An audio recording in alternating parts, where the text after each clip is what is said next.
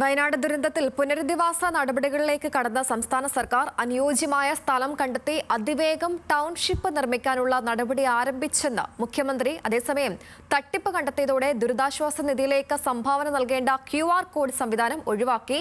ഇനി മുതൽ UPI ID വഴി സംഭാവന നൽകാമെന്നും മുഖ്യമന്ത്രി പറഞ്ഞു.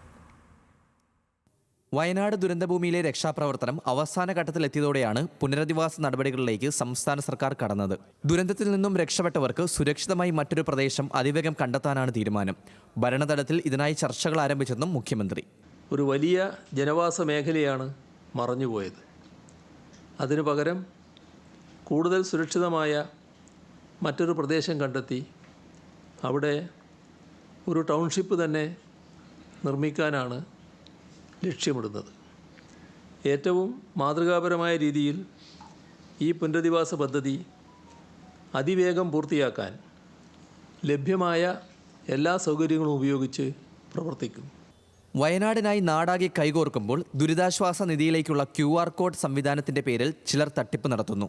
ഈ ഘട്ടത്തിൽ QR കോഡ് പിൻവലിക്കുന്നുവെന്നും സംഭാവനകൾ ഇനി മുതൽ UPI ID വഴി നൽകാനുള്ള സംവിധാനം പകരമൊരുക്കുമെന്നും മുഖ്യമന്ത്രി. സംഭാവന ചെയ്യുന്നതിനായി donation.cmdrf.kerala.gov എന്ന പോർട്ടലിൽ ദുരിതാശ്വാസ നിധിയിലുള്ള വിവിധ ബാങ്കുകളുടെ എല്ലാ അക്കൗണ്ട് നമ്പറുകളും നൽകിയിട്ടുണ്ട്. Online banking, debit card, credit card, UPI എന്നിവ വഴിയോ അക്കൗണ്ട് നമ്പർ വഴിയോ നേരിട്ടോ സംഭാവന നൽകാം. ദുരിതാശ്വാസ നിധിയുടെ പോർട്ടലിലും സോഷ്യൽ മീഡിയ വഴിയും വിവിധ അക്കൗണ്ടുകളുടെ UPI QR കോഡ് നൽകിയിരുന്നു. ഇത് ദുരുപയോഗപ്പെടാനുള്ള സാധ്യത ശ്രദ്ധയിൽപ്പെട്ടു. അതിനെ തുടർന്ന് QR കോഡ് സംവിധാനം പിൻവലിക്കാൻ തീരുമാനിച്ചിട്ടുണ്ട്.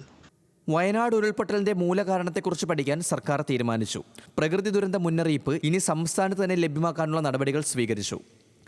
ഇതിനായി കോട്ടയത്തെ കാലാവസ്ഥാ വ്യതിയാന പഠന കേന്ദ്രത്തോട് മോഡൽ പാരാമീറ്റേഴ്സ് വികസിപ്പിക്കാൻ ആവശ്യപ്പെടും.